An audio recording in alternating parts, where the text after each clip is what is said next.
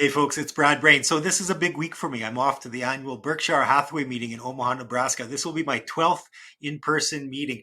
I'm a big fan of Buffett, as everybody knows. If you look around my office, you'll see all sorts of things about Buffett.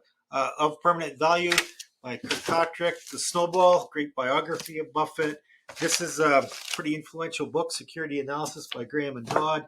And then this is a cool one, Poor Charlie's Almanac. Fun story about that one. My business partner, Miss Holly Meow, she's a Mandarin speaker. She has that same book in Mandarin. So why I have all these books, I didn't just order them off Amazon. I got all of those books at the Berkshire meeting, different meetings over the years, and I've got dozens more. I'm pretty knowledgeable about the guy. I read what he writes. I listen to what he says, and why I mention that today is because lately I found people who don't understand Buffett using Buffett quotes out of context for their own purposes. So, I know enough about the guy, I can call BS on it. Most recently, I found a situation where years ago, I think it was about 2011, Buffett said in one of the annual letters, Berkshire Hathaway annual letters, he talked about helpers and how there's all these helpers in the industry. And really all these helpers are doing is helping themselves. And so what he said is that a person would be better off by just buying the Standard & Poor's 500 index than going with all these helpers. But what he was talking about there were all of these crazy schemes that are out there that aren't really designed as good investment ideas. They're designed as good marketing ideas, right? People are building things that can sell rather than building things that are actually in the investor's best interest. So here's the weirdness about this, and maybe why I've been dwelling on this the last little while. Recently met with some people. You know what? I just realized this as I was getting ready to shoot. I will often dwell on where something goes sideways, right? Like if something works perfectly, then it can be forgettable. But when something goes sideways, often I'll go, well, what happened there? So I was talking to this lady, and she, she just didn't. We're not on the same page. We're not matchable. She wants to do some crazy things, in my mind. And one of the things, like, so she's sort of challenging me in the sense of like, why do I need you, Brad Brain? Why I can just do this myself? After all, didn't Buffett say you'd be better off buying S&P 500? Well, yeah, he did, but in a certain context, right? He also said that market timing is, I'm paraphrasing here, but stupid.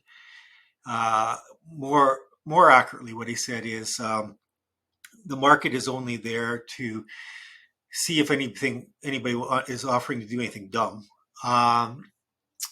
So you can't say that you're following Buffett in market time, and yet this person was.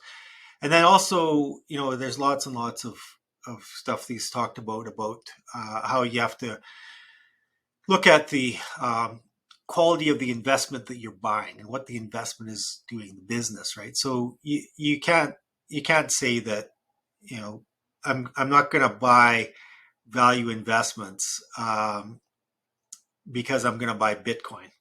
That's not Buffett. Buffett has said that he considers to be Bitcoin to be rat poison. So, don't take a couple of sound bites and twist them to your own purposes and think you're following Buffett. You're not. Buffett has said that if the markets were efficient, then he'd be a pauper on the street selling pencils out of a tin cup, right? So, to be clear here, Buffett has not abandoned value investing. He never has. He's looking to buy great businesses and pay cheap prices and hold them forever. That's what he's doing. And although he thinks that the S&P 500 is a legitimate option for people who don't have professional guidance and in the absence of having anything better to invest in, then sure, just buy the index. But that's what he's trying to do, is save people from doing things like market timing or buying Bitcoin. So you want to be careful about taking a catchy soundbite, twisting it to your own purposes, and think that you're actually understanding the wisdom of Warren Buffett. This is going to be a fun meeting for me, not because I'm expecting anything new. Buffett hasn't changed in years. It's not like there'll be any new ideas. I think maybe at best I might get a good reminder of something that perhaps has slipped my mind a little bit. But really, what I'm looking forward to is to reconnect with like-minded colleagues. There's this tribe of us who we just get it, right? You can finish other people's sentences because you're of the same mind when it comes to how to make investments, how to create wealth, how to be a good steward of wealth, and eventually how to transfer wealth. And so it's just a really fun experience to be in that group of intelligent, like-minded people sharing ideas and just enjoying the whole experience. It's you know what it's like. It's kind of like going home. So this week I get to go home. That's pretty cool. Okay, if you got any questions, let me know. All the best. Take care. Bye bye.